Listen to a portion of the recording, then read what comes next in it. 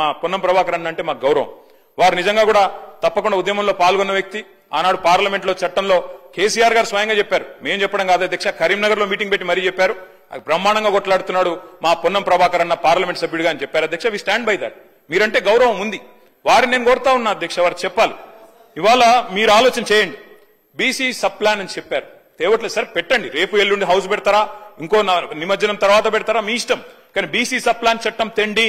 ఎందుకంటే ఒక పదవులతోనే రాజకీయంగా అవకాశాలు ఇవ్వడంతోనే న్యాయం జరగదు. సామాజిక న్యాయం, ఆర్థికంగా రాజకీయంగా అవకాశాలు రావాలి అంటే ప్రభాకర్ సార్ గౌరవ సభ్యులు చెప్పినట్టుగా బీసీ సబ్ ప్లాన్ కి సంబంధించి పార్టీ పరంగా ప్రభుత్వ పరంగా సభాపతిగా నిర్ణయం చేయడం ఒక రోజు తప్పకుండా చర్చ జరగాల్సిన అవసరం నేను కూడా కోరుకుంటా ఉన్నా. కానీ ఇవాళ నేను మళ్ళీ ఇంతకుముందు కూడా అంటే వారికి సభలో ఎక్కువ అనుభవం ఉంది, మంత్రిగా చేసినారు, ప్రభుత్వంలో చాలా కీలక పాత్ర ఉంది కాబట్టి ఇంకా ఏదైనా లోపాలున్నా ఇంకేమైనా ఉంటే సరి చేసుకునే విధంగా మీరు సలహా సూచనలు చెప్పండి. కానీ సభ అభిప్రాయం ఏకగ్రీవంగానే ముందు నుంచి అదే విజ్ఞప్తి చేస్తున్నా, మొదటి నుంచి కూడా అదే మాట మాట్లాడుతూ ఉన్నా. ఈరోజు ఇప్పుడు ఎంఐఎం వాళ్ళు మాట్లాడినారు, మేము ఈ బిల్లును ఏకగ్రీవంగా పూర్తి మద్దతును ప్రకటిస్తామని ప్రకటించి మిగతా అంశాల మీద చర్చ జరగాలని ప్రభుత్వాన్ని కోరి దాని మీద చర్చ చేస్తాం. దానికి సంబంధించి చర్చ జరగడంలో ఎవరికి వ్యతిరేకత లేదు, చర్చ జరగాలని కోరుతుంది. దాని తర్వాత వారు అన్నారు, మీరు పాల్గొనకపోవడంలో మీరు ఒక పార్టీకి నాయకులు, దాని ప్రభావం క్షేత్రస్థాయిలో పడి ఉండొచ్చు, మీరు ఆదర్శంగా ఉండాల్సి ఉండే, దానికి సంబంధించినటువంటి అఫిడవిట్లను తీసుకొని రాసుకునేటువంటి విధానంగా ప్రభుత్వం అవలంబించలేదు.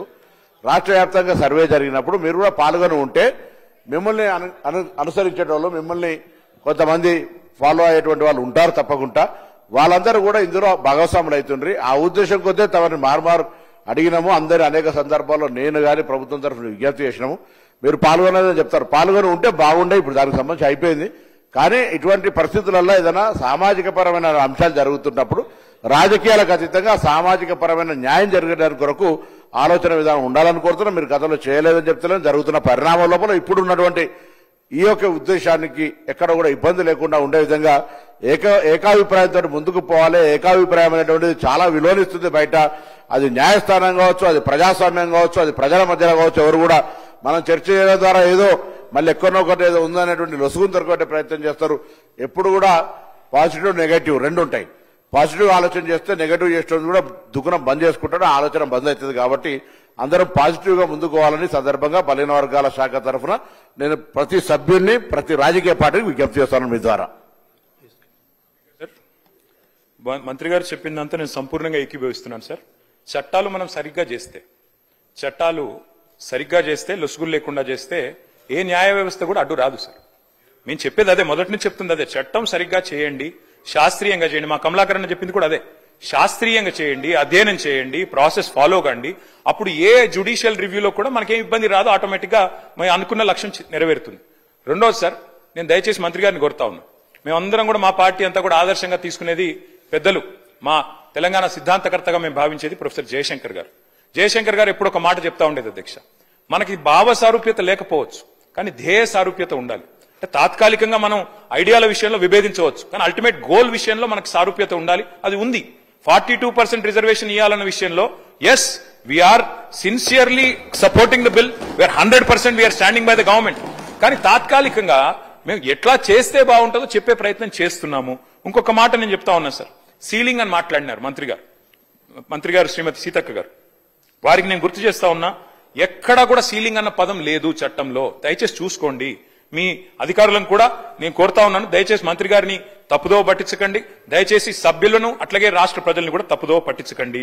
సీలింగ్ విధించింది బీసీ రిజర్వేషన్ల మీద కేసీఆర్ గారి ప్రభుత్వం అనే మాట శుద్ధ తప్పు, అది 100% అబద్దం అనే మాట కూడా నేను చెప్తా ఉన్నా అధ్యక్ష. దయచేసి సవరించుకోవాలని మంత్రి గారిని కోరుతా ఉన్నా. వాస్తవంగా జరిగింది ఏంటి అధ్యక్ష, ఆనాడు బీసీ రిజర్వేషన్ల విషయంలో కేసీఆర్ గారి ప్రభుత్వం ఏం చేసింది అధ్యక్ష, ఆ రోజు మేము మరి 2000 నేను సరిగ్గా ఇది చెప్తాను సార్, ఆర్టికల్ 243 D6 T6 ప్రకారం బీసీ రిజర్వేషన్లు రాష్ట్రాలే ఇచ్చుకోవచ్చు అని చెప్పి మాకు ఆదేశాలు మేము వచ్చినాయి అధ్యక్ష. వచ్చిన తర్వాత 2018లో కేసీఆర్ గారి ప్రభుత్వం ఆనాడు ఉంటే, టీఆర్ఎస్ ప్రభుత్వం ఉంటే, దాన్ని అనుసరించే మనం కొత్త పంచాయతీరాజ్ చట్టం తెచ్చాము. స్థానిక సంస్థల్లో మొదలు 34% రిజర్వేషన్ కూడా కల్పించుకున్నాం.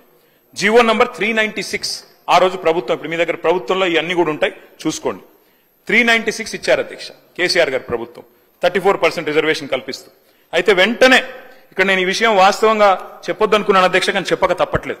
ముఖ్యమంత్రి గారు మరి సభ్యులను రాష్ట్రాన్ని తప్పుదోవ పట్టించినప్పుడు చెప్పక తప్పదు.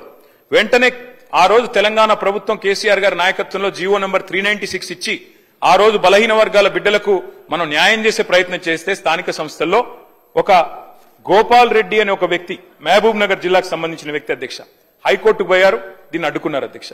ఎవరు అధ్యక్ష ఈ గోపాల్ రెడ్డి గారు? ముఖ్యమంత్రి గారికి సన్నిహిత బంధువు, అదేవిధంగా కాంగ్రెస్ పార్టీ నాయకుడు. ఆయన పోయి ఆ రోజు కోర్టుకు పోయి అడ్డుకున్నారు అధ్యక్ష. అడ్డుకోవడం వల్లనే ఆ రోజు కాంగ్రెస్ పార్టీ చేసిన నిర్వాహకం వల్లనే జరిగింది. నేను గౌరవనీయులు కేటీఆర్ గారిని కోరుతా ఉన్నాను.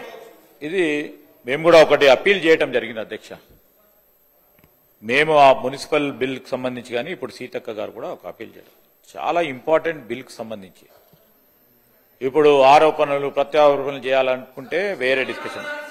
సార్ ఈరోజు నేను చెప్తా ఉన్నాం అధ్యక్ష, దానికి సంబంధించి మీరు వేరే రూపంలో పోయి దీన్ని ఆపు చేయకుండా ప్రయత్నం చేయాలని అందరినీ కోరినారు, మిమ్మల్ని కోరినారు, ఎవరిని కాదు, అందరినీ కూడా ఎవరన్నా. ఈ రోజు ఈ బిల్లు ప్రవేశపెట్టిన తర్వాత ఏదో రూపంలో పోయి దీన్ని కాంగ్రెస్ ప్రభుత్వానికి మంచి పేరు రావు. కాంగ్రెస్ ప్రభుత్వం అని కాదు, బలహీన వర్గాలకు సంబంధించి దయచేసి ఇంతకుముందు మా సహచరులు పొన్నం ప్రభాకర్ గారు చెప్పినట్టు మీరు ఆమోదం తెలుపుతా ఉన్నారో లేదో అని రెండు విషయాలు చెప్పి ఈ బిల్లును మనం పాస్ చేసుకుంటే బాగుంటుందని మా అభిప్రాయం. అదే మా సలహా, మా సూచన కూడా కోరుతా ఉన్నాం అధ్యక్ష. సీఎం గారు కనుక రాజకీయపరమైన అంశాలు మాట్లాడకపోతే మాకు కూడా మాట్లాడాల్సిన అవసరం లేదు. మేము సభ దృష్టికి, సభ్యుల దృష్టికి, రాష్ట్ర ప్రజల దృష్టికి వాస్తవాలు చెప్పాలి కాబట్టి నేను చెప్పాను. కానీ మాకు వేరే ఉద్దేశాలు లేవు అధ్యక్ష. సంపూర్ణంగా ఈ బిల్లును స్వాగతిస్తున్నాం, సహకరిస్తున్నాం, కాబట్టి సలహాలు కూడా ఇస్తున్నాం. స్వీకరిస్తారా లేదా మీ విజ్ఞత, అది దీనికి మేము చేయగలిగేది ఏమీ లేదు. కానీ వాస్తవాలు చెప్పాలి కాబట్టి 2018లో మేము జీవో తెచ్చిన మాట వాస్తవం. బలహీన వర్గాలకు 34% రిజర్వేషన్లు ఇవ్వాలని సంకల్పించి జీవో నంబర్ 396 తెచ్చిన మాట వాస్తవం. గోపాల్ రెడ్డి అనే నాయకుడు అడ్డుకున్న మాట వాస్తవం. వారు ముఖ్యమంత్రి గారికి దగ్గరి బంధువు అన్న మాట వాస్తవం. మహబూబ్ నగర్ జిల్లా అన్నది వాస్తవం. అందులో నేనే తప్పు చెప్పట్లేదు, వక్రీకరించట్లేదు. అట్లాగే అధ్యక్ష ఇంకొక మాట నేను చెప్పాలి అధ్యక్ష. ఒక్క మాట దయచేసి నేను ప్రభుత్వాన్ని కోరుతా ఉన్నా అధ్యక్ష. మీరు మాట్లాడితే ఇందాక వేరే ఫామ్ లో రండి, మరి హౌస్ ఎన్ని రోజులు నడుపుతారో ఇప్పటివరకు చెప్పలేదు అధ్యక్ష. నిన్న మా హరీష్ రావు గారు, ప్రశాంత్ రెడ్డి గారు ఇద్దరు బీఎస్సీలో ఉన్నారు, అడిగారు 15 రోజులు నడపండి, ఎరువుల కొరత ఉంది, 15 రోజులు నడపండి, రాష్ట్రంలో వరదలు వచ్చి సమస్యలున్నాయి, 15 రోజులు నడపండి, బీసీల సమస్య చర్చిద్దాం, బీసీ డిక్లరేషన్ ఒక రోజు పెట్టండి అధ్యక్ష. బీసీ డిక్లరేషన్, ఫార్మర్ డిక్లరేషన్, యువజన డిక్లరేషన్, ఎస్సీ ఎస్టీ డిక్లరేషన్ పెట్టండి. 15 రోజులు హౌస్ నడపండి. కానీ ప్రభుత్వం పారిపోతుంది అధ్యక్ష, హౌస్ నడపడానికి సిద్ధంగా లేదు. మేమేం చేస్తాం అధ్యక్ష దానికి? Sir we take a strong objection అధ్యక్ష. మేము ఇక్కడే ఉన్నాం అధ్యక్ష, వాళ్ళలాగా పారిపోలేదు. ఈ రోజు కూడా మేము స్పష్టంగా చెప్పడం జరిగింది, మా అభిప్రాయం బీఎస్సీలో చెప్పడం జరిగింది. ప్రజా సమస్యలపై వారు అనేక విషయాలను ప్రస్తావన తీసుకొచ్చినప్పుడు అన్ని విషయాల్లో కూడా డిస్కస్ చేయడానికి మా ప్రభుత్వం తరఫున మేము ఓపెన్ గా ఉన్నాం. We are ready. ఎన్ని రోజులు అంటే అన్ని రోజులు ఈ సభ నడపడానికి ఎక్కడ కూడా వెనుకాడబోము. ఈ రోజు ప్రత్యేక పరిస్థితిలో ఉన్న తరుణంలో ఒక పరంగా ఫ్లడ్స్ వచ్చినాయి, గణేష్ ఉత్సవాలు ఉన్న సందర్భము, వాటన్నిటిని కూడా దృష్టిలో పెట్టుకుని బీఎస్సీ నిర్ణయం తీసుకుంటుందని అభిప్రాయాన్ని వ్యక్తం చేశాం.